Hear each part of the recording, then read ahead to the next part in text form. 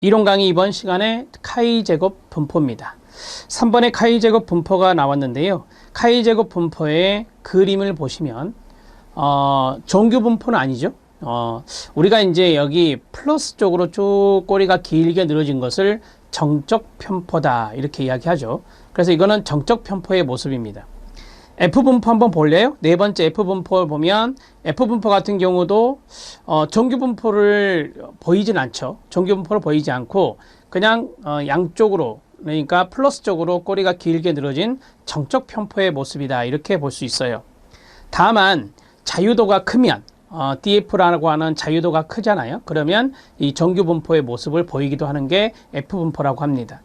우리 시험에서 정규분포를 보이는 것으로 묶인 것 이런 식으로 낸 적도 있는 것 같습니다.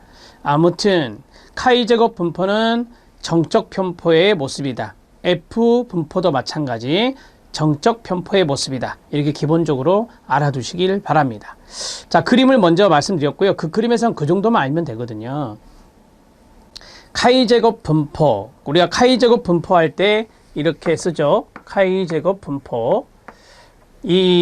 우리가 제곱을 한다는 것은 되게 이제 분산과 연관성이 있어요. 그래서 우리가 원점수에서 평균을 빼서 제곱하는 거, 그래서 사례수로 이걸 다 합산해서 사례수로 나누면 이게 우리가 분산이라고 이야기를 해요. 그래서 이 카이-제곱 분포는 서로 독립적인 표준 정규 확률 변수를 각각 제곱한 다음 합해서 얻어지는 분포라고 합니다. 제곱 동그라미. 그래서 카이-제곱이기 때문에 제곱이라는 단어가 등장합니다. 개념에. 이렇게 정리를 하시면 되고요. 자, 2번 체킹해 주시기 바랍니다. 2번이 중요해요. 제가 이미 앞에서 말씀을 드렸거든요. 확률 분포 모양을 보니까 원점 0에서 0,0에서 양의 축 방향으로 곡선을 갖는 형태를 제가 정적 편포라고 말씀드렸어요. 정적 편포를 띠며 비대칭적이죠.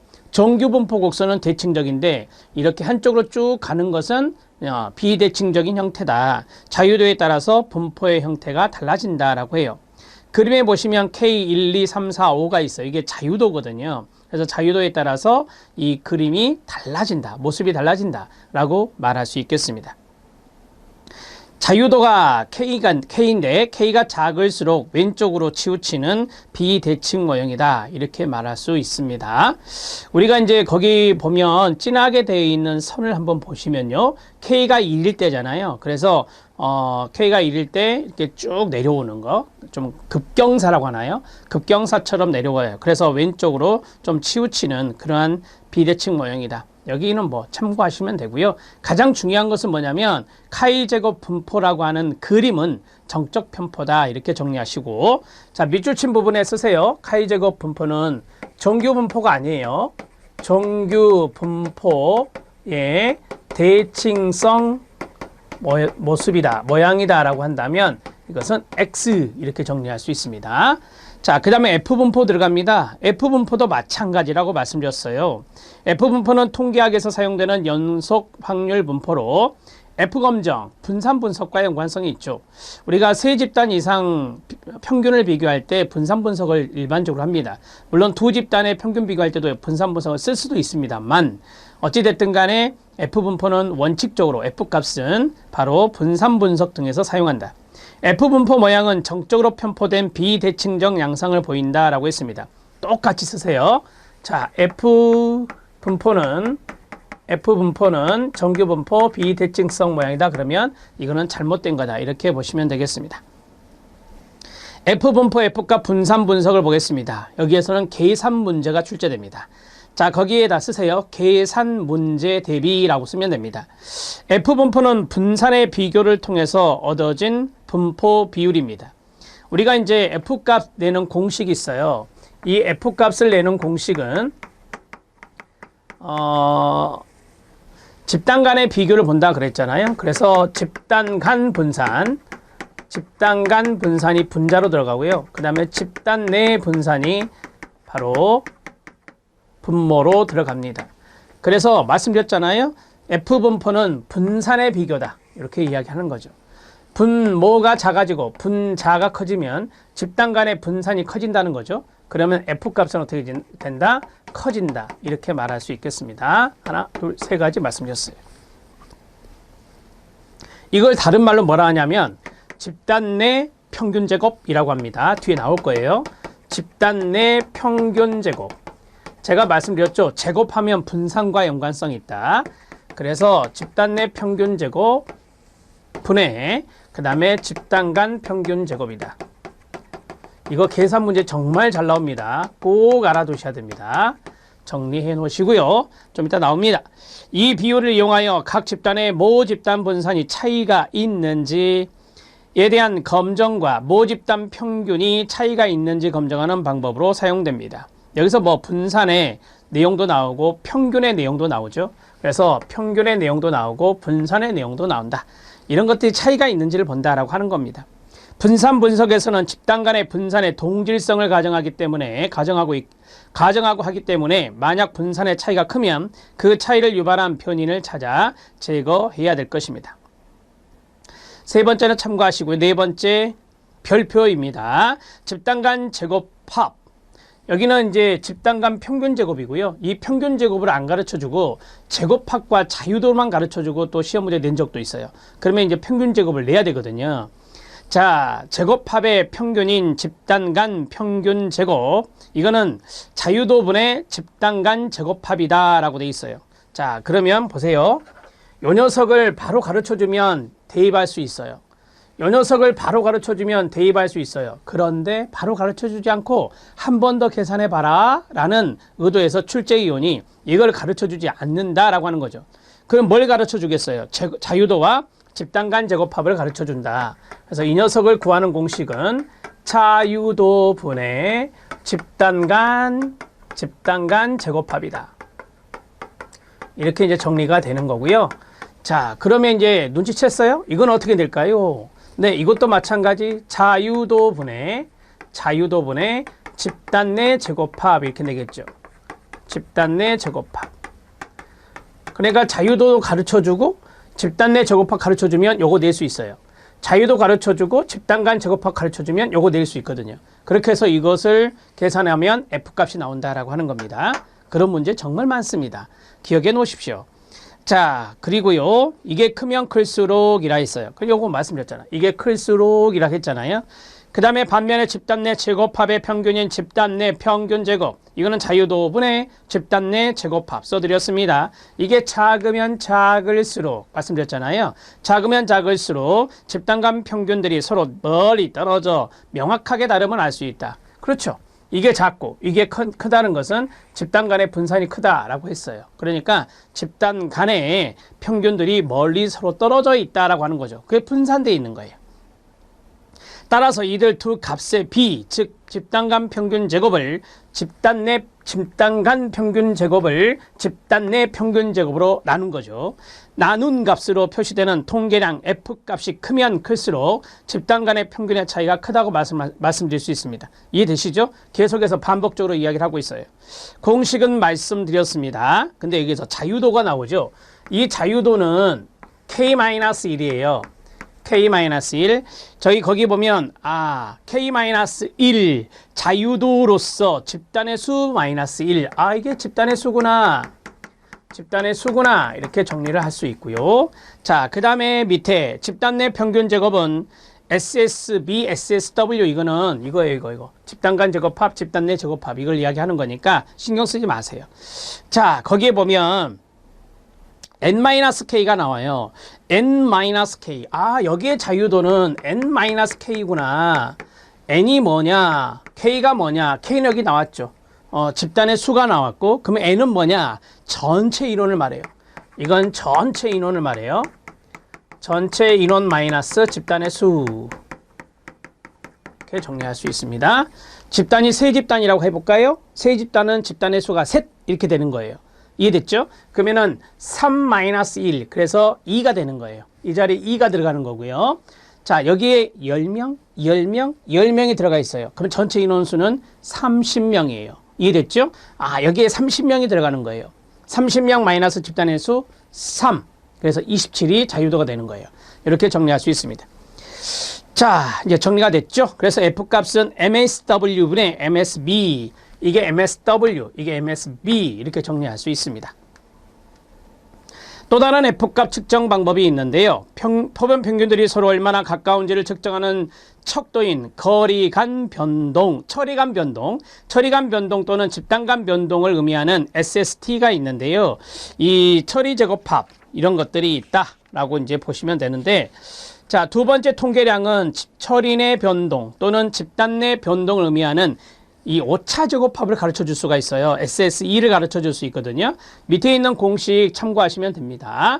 자, 총 변동은 MST, 처리, 평균 제곱. 이것을 이제 우리가 K-1, 아까 자유도죠. K-1분의 SST라고 할 수 있습니다.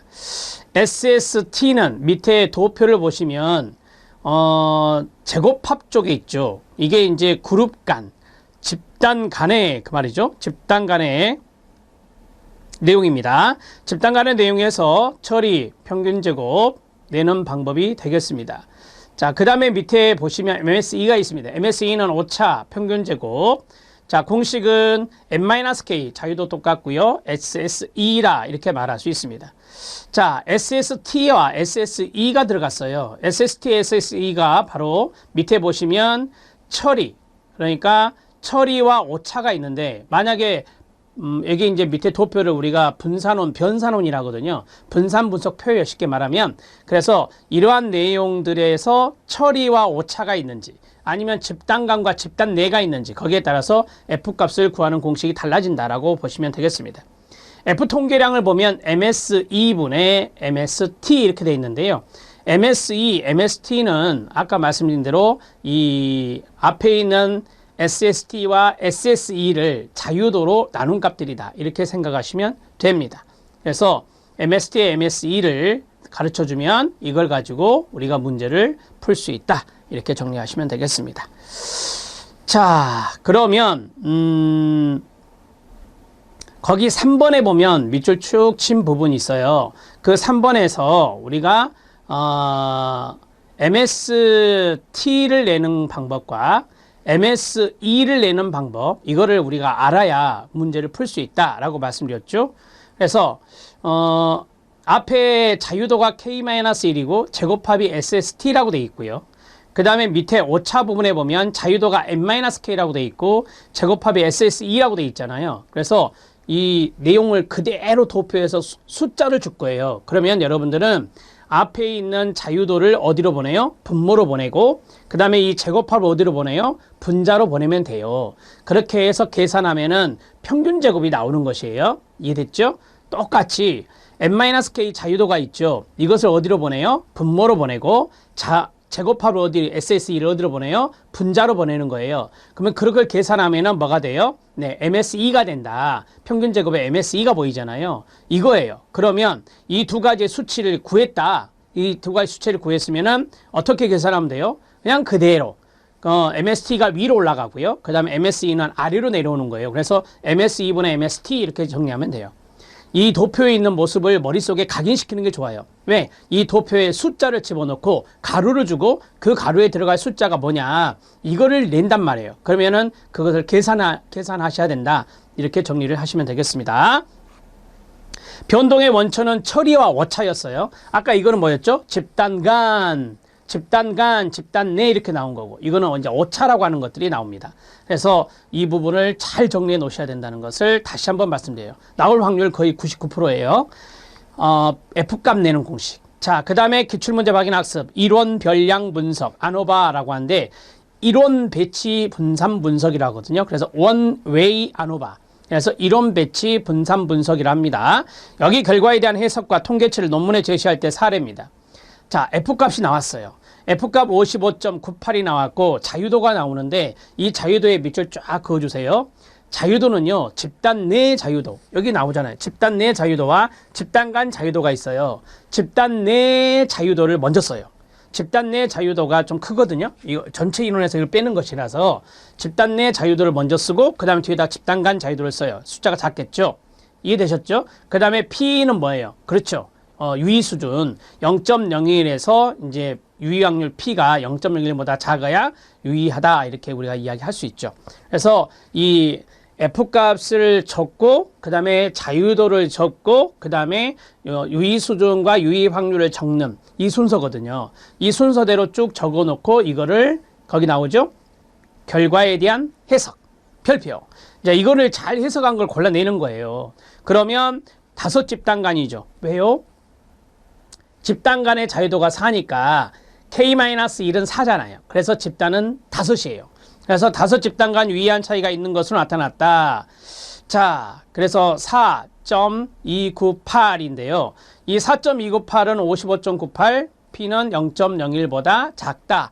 이렇게 해서 정리할 수 있어요. 자, 우리가 이제 P가 0.01보다 작다. 이 P가 유의확률이거든요. 그래서 유의 수준 0.01보다 P가 작으면 유의하다 이렇게 말할 수 있어요. 만약에 P가 0.01보다 크면요. 유의하지 않다 이렇게 말하는 거예요. 자, 설명을 잘 보세요. 이론 별량 분석은 이론 배치 분산 분석으로 3가지 이상 집단 평균을 비교하기 위해 비교 과정의 분산을 사용하는 통계적 기법이다. F검정을 활용한다고 말씀드렸습니다. 집단 간 자유도의 일반 공식은 자, K-1이다. 그래서 집단 간 자유도가 4이기 때문에 표본의 수는 5가 된다. 이렇게 말할 수 있고요. 그리고 산출된 F값을 이용하여 F분포상에서 B밸류를 산출하여 다음과 같이 판정한다. 라고 했어요. 자, 제가 말씀드렸잖아요. P가 유의수준 알파보다 작아요. 같거나 작잖아요. 그럼 연가설이 기각되고 연구가설이 유의하다라고 해석을 해요. 자, 그리고 P가 알파보다 커버려요. 그러면 유의하지 않죠. 연가설이 채택이 돼요. 연가설이 수용되어서 연구가설이 유의하지 않다라고 해석하는 겁니다. 되셨죠? 어렵지 않습니다. 우리가 이제 유의하냐 유의하지 않냐는 유의 수준과 유의 확률을 보는 거예요. 그래서 유의 수준과 유의 확률에서 유의 확률은 P값, 그 다음에 유의 수는 알파값인데 0.01로 잡았을 때 0.05로 잡을 수도 있어요. 0.01로 잡았을 때 이것보다 작아야 P값이 작아야 유의하다 이렇게 말할 수 있어요. 기출문제 확인학습 들어가도록 하겠습니다. 기출문제 확인학습은 이제 정규성 검토를 위한 방법이거든요. 그래서 정규성 검정.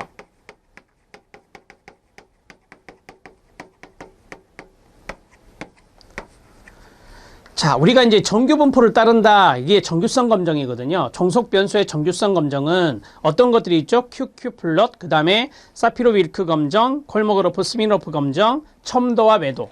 자, 이런 것들을 통해서 우리가 뭘 한다고요? 네, 정규성 분포를 검정한다라고 합니다.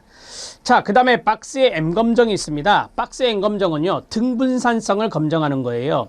그래서 이거는 시험 문제 어떻게 내냐면 이렇게 내요. 다음 중 정규성 분포를 가정하기 위한 검정 방법은 자, 큐크 플롯이나 스피로 윌크 검정이나 콜모그로프 스미노프 검정이나 첨도나 매도 이걸 본다. 이 4가지가 이제 하나, 둘, 셋, 넷, 다섯 이렇게 오지선다에서 4개가 들어가고요.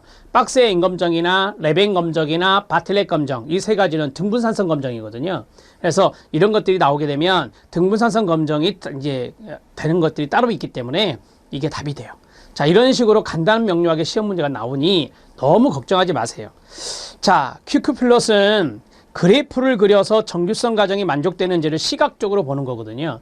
그래서 그래프를 시각적으로 확인하기 때문에 결과 해석의 다분히 주관적이다라고 해요. 사피로 윌크 검정은 오차항이 정규 분포를 따르는지 알아보는 검정입니다. 회귀분석에서 우리가 회귀분석에서 오차의 정규성, 잔차의 독립성 이런 것들을 이제 기본 가정이 충족돼야 되거든요. 그래서 회귀분석에서 모든 독립변수에 대해서 종속변수가 정규 분포를 따르는지 알아보는 방법이 사피로 윌크 검정이라고 말합니다. 귀무가설은 정규 분포를 따른다는 것으로 P-밸류가 0.05보다 크면 정규성을 가정하게 됩니다. 자, 우리가 이제 그 P-밸류 값이 아까 유의확률이잖아요. 근데 이게 0.05보다 크다라고 했어요. 자, 0.05보다 크다. 그러면은 귀무가설은 기각이 되죠. 아, 죄송해요. 다시 쓸게요. P-밸류 값이 0.05 여기에 0.05라고 했으니까 이게 크다 그랬잖아요. 제가 앞에서 말씀드렸잖아요. P는 0.05보다 크면은 유의하다, 유의하지 않다? 유의하지 않다라고 했어요. 유의하지 않다. 따라서 우리가 연구가설을 유의하지 않으면 대립가설을 유의하지 않으면 그 반대에 연가설은 채택이 되는 거예요. 이해됐죠? 그럼 연가설이 뭐였죠? 거기 앞에 바로 나왔잖아요. 연가설이 뭐죠? 기무가설, 연가설, 정규분포를 따른다라고 하는 거예요. 그게 이제 연가설이거든요. 그러면 연가설을 채택하니까 기무가설은 연가설과 같이 채택하게 되면 여기 정규분포를 따른다라고 돼 있어요. 이해됐죠? 채택이기 때문에. 그래서 p-밸류가 0.05보다 컸을 때 우리는 정규분포성을 가정하게 되는 겁니다. 콜모그래프 스미노프 검정은요. 자료의 평균 표준 편차 히스토그램을 표준 정규분포와 비교해서 적합도를 검증하는 건데 여기도 마찬가지예요. 여기도 정규성을 따른다라고 하는 것이 연가설, 기무가설이거든요. p-밸류 값이 0.0보다 크면은 우리가 정규성을 가정하게 되는 겁니다. 그 원리는 이거예요. p가 0.05보다 크면 유의하지 않다 이렇게 나오면 연가설이 채택이 되기 때문에 이 연가설 자체가 정규성을 가정한다라고 한 게 연가설이거든요. 그래서 우리가 연가설 채택이 되었을 때 더 좋죠. 정규성을 가정하게 되는 거니까.